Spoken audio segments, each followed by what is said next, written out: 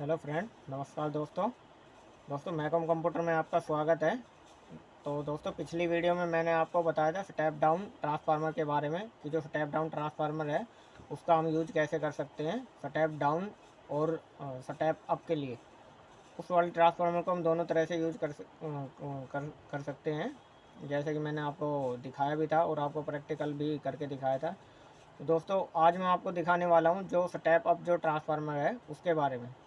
वो आपको दिखाऊंगा और उसके बारे में आपको बताऊंगा कि जो स्टेप अप जो ट्रांसफार्मर है वो कैसे काम करता है और वो किस तरीके का होता है, उसकी वाइंडिंग जो होती है वो किस तरीके की होती है। तो दोस्तों मेरे पास एक ये जो है स्टेप अप जो ट्रांसफार्मर है, ठीक है दोस्तों, ये जो स्टेप अप ट्रांसफार्मर है इसमें ये दोस्तों ये जो ट्रांसफार्मर आप देख रहे हो, ये जो आप ट्रांसफार्मर देख रहे हो, ये दोस्तों एक स्टेबलाइजर का ट्रांसफार्मर है जो हमारे स्टेबलाइजर में यूज होता है। और स्टेबलाइजर का काम क्या होता है? स्टेबलाइजर का काम दोस्तों वही होता है, वोल्टेज को बढ़ाना होता है।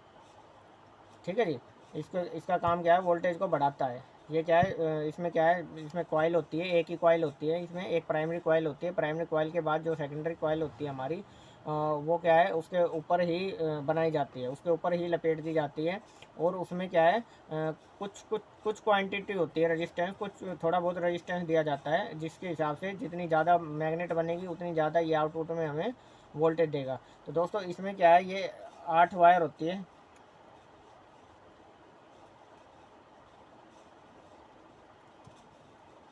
ये दोस्तों ये इसमें एक हमारी आउटपुट होती है ना, एक हमारी इनपुट होती है। बाकी ये हमारी जो है 8 वायर होती है जो कि स्टेप अप का काम करती है। ठीक है दोस्तों, ये जो है इसमें ये इतनी वायरें हैं, 9 वायरें हैं इसमें। ठीक है दोस्तों, तो इसमें क्या है, ये एक एक दो एक एक जो वायर है वो हमारी जो होती है इनपुट होती है, और आउटपुट होती है। बाकी दोस्तों स्टेप अप का काम करती है, जितनी भी वायर हैं ये स्टेप अप का काम करती है। तो आज मैं इसका फंक्शन के बारे में बताऊंगा कि ये जो ट्रांसफार्मर है, जो स्टेप अप ट्रांसफार्मर है, ये किस तरीके से काम करता है। ठीक है जी, इसको किस तरीके से हम, इसमें क्या है, ये जो 8 वायर हैं, जो हमारा पहला जो ट्रांसफार्मर आता था, जो हम टीवी वगैरह में यूज करते थे, या स्टेबलाइजर जो इसमें अपना फ्रिज वगैरह में यूज करते थे, उसमें हम क्या करते थे, उसमें एक रोटरी स्विच लगा होता था इस तरह का। ये इस तरह का रोटरी स्विच लगा होता था। उस रोटरी स्विच से हम क्या करते थे, ट्रांसफार्मर की जो वोल्टेज है उसको कम या ज़्यादा कर सकते थे। यानी कि वैसे तो ज़्यादा करने के लिए ही होता है ट्रांसफार्मर, कम करने के लिए जो है दूसरा ट्रांसफार्मर होता है, इससे भी हम कम कर सकते हैं, लेकिन इससे हमें रेजिस्टेंस बनाना पड़ता है, तब इस ट्रांसफार्मर से हम वोल्टेज को कम कर सकते हैं। इसको उल्टा एक टोंगल स्विच लगता है, जिससे कि ये रेजिस्टेंस के तौर पे काम करने लग जाती हैं ये कॉइलें, तो उस तरीके से हम वोल्टेज को डाउन कर सकते हैं। ठीक है जी। अब मैं आपको बताने जा रहा हूँ कि जो ये जो ट्रांसफार्मर है इसका हम यूज कैसे करते हैं। इसकी जो दोस्तों वाइंडिंग होती है, वो वाइंडिंग क्या है, यहाँ से स्टार्टिंग होती है। ये आपको अंदर वाला हिस्सा दिखाई देगा, ये जो कॉइल है ये सबसे अंदर से निकल के आ रही है। ये देखिए, ये जो है सबसे अंदर से निकल के आ रही है। उसके बाद दोस्तों हमें कॉइल से इतना रेजिस्टेंस क्रिएट करना होता है जितना कि ये 220 वोल्टेज को अपने अंदर स्टोर कर सकता है। 220 वोल्टेज को अपने अंदर स्टोर कर सकता है, इस हिसाब से इसकी कॉइल की वाइंडिंग की जाती है।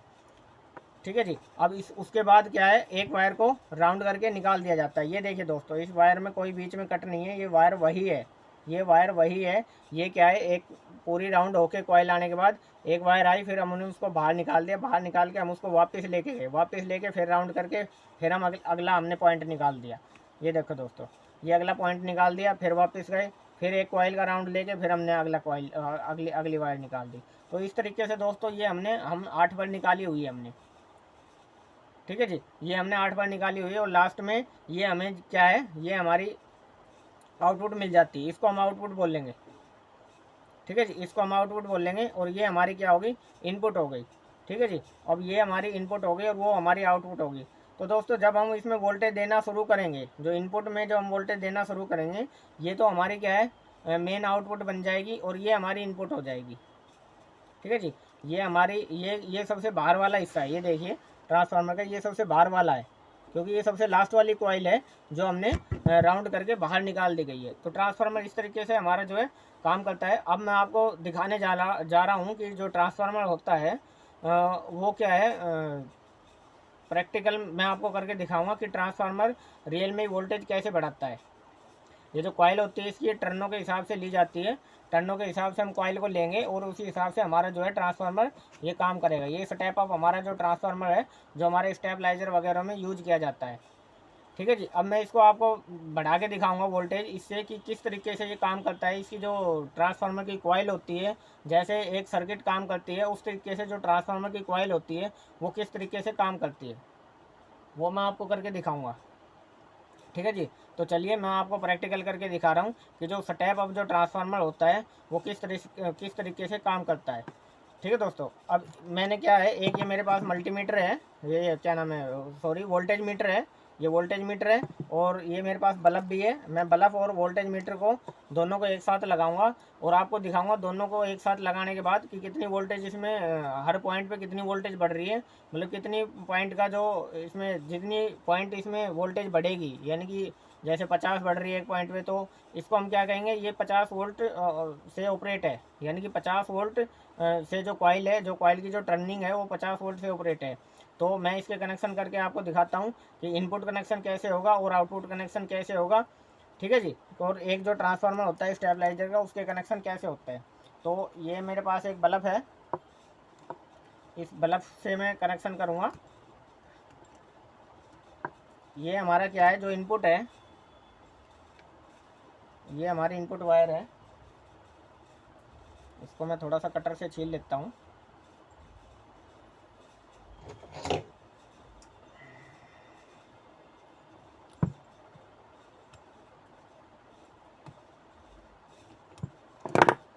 और दोस्तों ये जो कॉइलें बनती हैं ये जो इंसुलेटेड जो वायर होती है उनसे ही बनते हैं। इंसुलेटेड का मतलब इसके ऊपर एक कलाई कर दी जाती है, एक उसकी कलाई कर दी जाती है और कलाई करने के बाद ये इंसुलेटेड हो जाती है, यानी कि ये आपस में अगर हम इनको आपस में लपेटेंगे तो ये वायर आपस में टच नहीं होगी। ठीक है जी। ये सारी तारें अलग अलग होनी चाहिए। ये सारी वायरें जो होती है ये हमारी रोटरी स्विच में लगती है। जो रोटरी स्विच होता है हमारा घुमाने वाला, उसमें हमारी ये लगती है। ठीक है जी।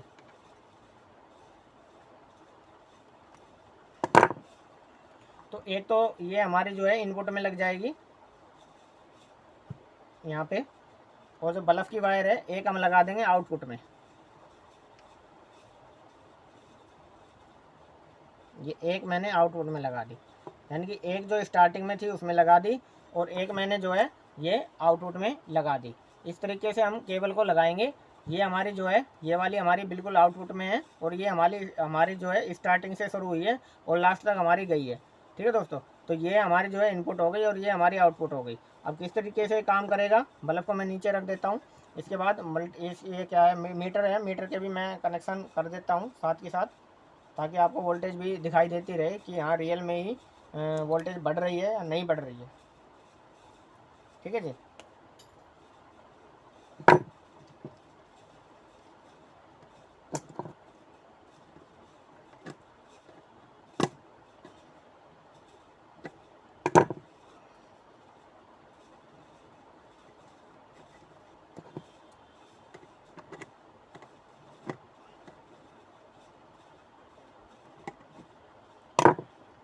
ये मीटर में भी मैंने क्या है लगा दी है, ये आप देख सकते हो, ये मीटर है।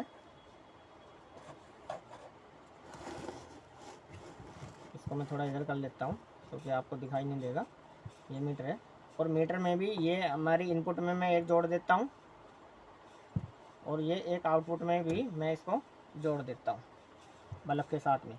बल्ब के साथ में जोड़ रहा हूँ मैं इनको दोनों को। जहाँ मैंने बल्ब जोड़ा है वहीं मैंने, ये देखिए, जहाँ मैंने बल्ब जोड़ा है उन्हीं दोनों वायरों में मैंने इसको जोड़ा है। ठीक है जी।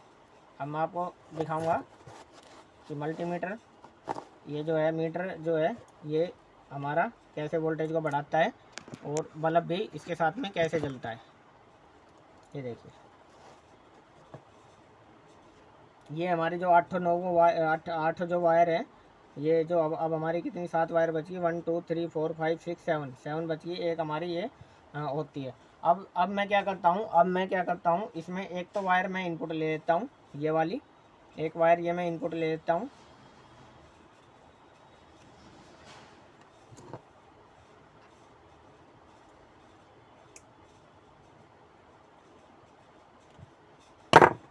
एक वायर मैंने इनपुट ले लिया है यहाँ पे इनपुट में कनेक्शन कर दिया है। ठीक है जी। इस वायर को हम ग्राउंड भी मान सकते हैं, क्योंकि इसमें एक वायर मैंने बल्ब की लगाई है, एक वायर मैंने मीटर की लगाई है और एक वायर मैंने इनपुट, तो यहाँ पे हम इनपुट का ग्राउंड देंगे। और जो हमारा जो दूसरे वाली है, ये वाली आउटपुट वाली, इसमें हम क्या है, इनके हिसाब से हम इसमें जो है पॉजिटिव देंगे सब में। ठीक है जी। अब मैं आपको एक वायर और ले लेता हूँ, उसमें दिखाता हूँ आपको। ये एक वायर मैंने और ले ली है।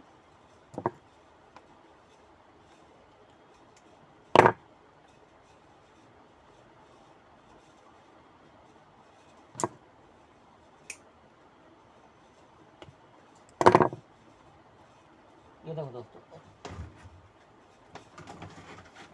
ये पावर केबल है। ठीक है जी।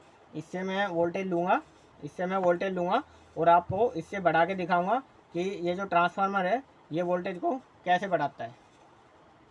एक मैंने ले ली है और इसको मैं इसमें इनपुट में नहीं जोड़ूंगा। क्योंकि ये जो है हमारा जो वायर है, अब ये रोटरी का काम करेगा। इसमें क्या है, मैं हर वायर पे आपको लगा के दिखाऊंगा कि वोल्टेज बढ़ रही है या नहीं बढ़ रही।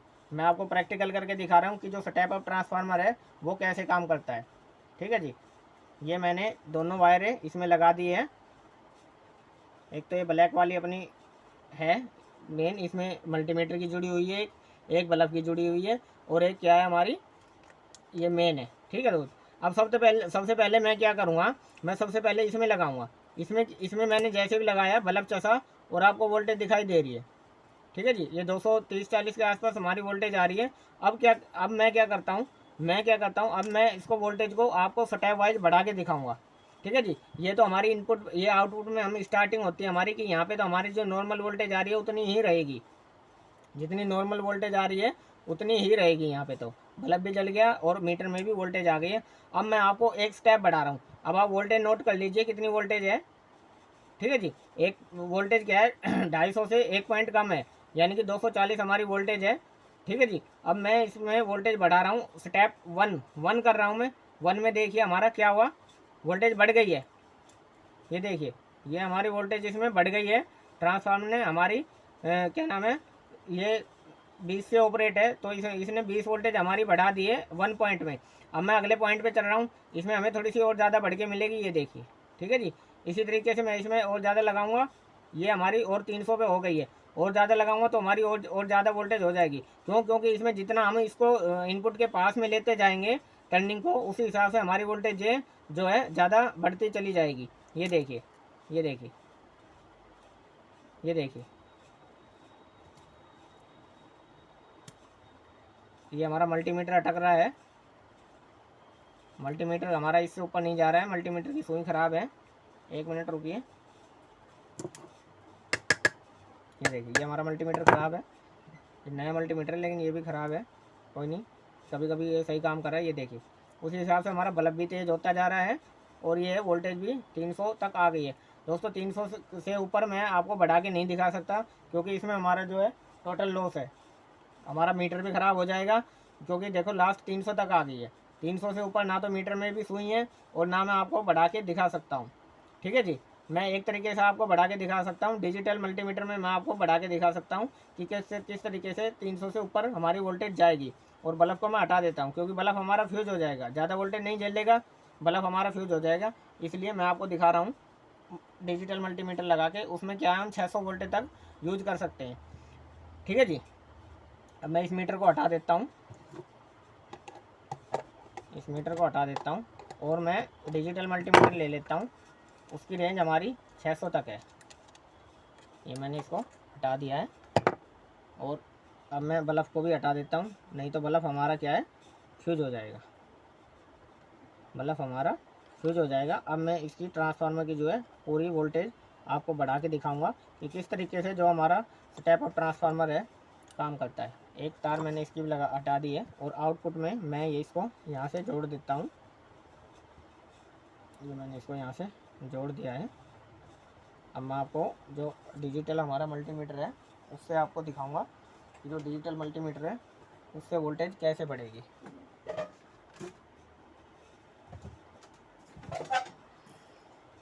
ये देखिए दोस्तों, ये हमारा जो है डिजिटल मल्टीमीटर है और इसको मैं एसी पे सेट कर देता हूँ। जैसा कि मैंने आपको मल्टीमीटर वाले चैप्टर में कराया है कि एसी में एसी कहाँ पे होता है और डीसी कहाँ पे होता है।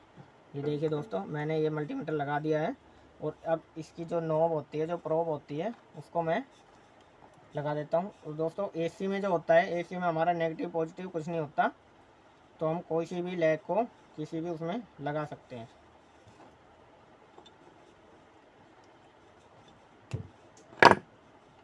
अभी आपको कन्फर्म हो जाएगा कि रियल में ही हम ट्रांसफार्मर से मनचाही वोल्टेज ले सकते हैं। ये मैंने एक जोड़ दी है इसमें, ठीक है जी, इनपुट वाली जोड़ दी और ये आउटपुट वाली भी मैं इसमें जोड़ देता हूँ। ये आउटपुट वाली है, ये आउटपुट वाली भी मैंने इसमें जोड़ दी है। ये इनपुट आउटपुट मैंने दोनों वायरें इसमें जोड़ दिए, ठीक है जी। अब मैं आपको वोल्टेज बढ़ा के दिखाऊंगा मल्टीमीटर से। मैंने मल्टीमीटर को एसी पे सेट कर दिया है और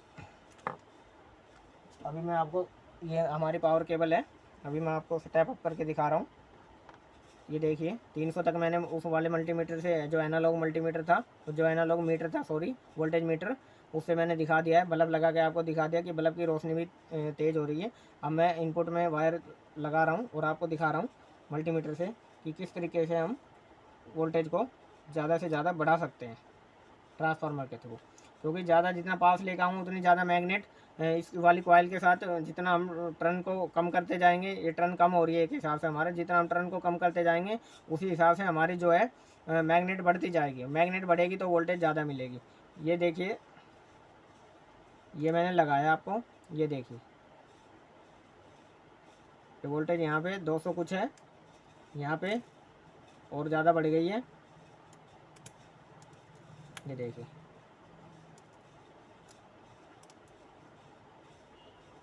ठीक है दोस्तों, यहाँ पे ज़्यादा बढ़ गई है, यहाँ पे और ज़्यादा बढ़ जाएगी हमारी। ये देखिए, यहाँ पे हमारी 300 के आसपास पहुँच जानी चाहिए।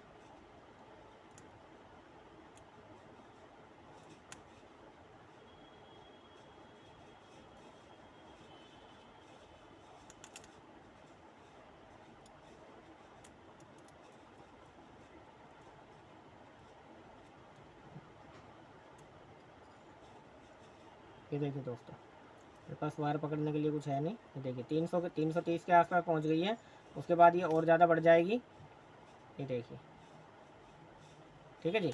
इसके बाद और ज़्यादा बढ़ेगी हमारी, ये देखिए 400 के आसपास पहुँच गई है। ये देखिए सबसे ज़्यादा जो है हमारी ये बढ़ गई है, ये देखिए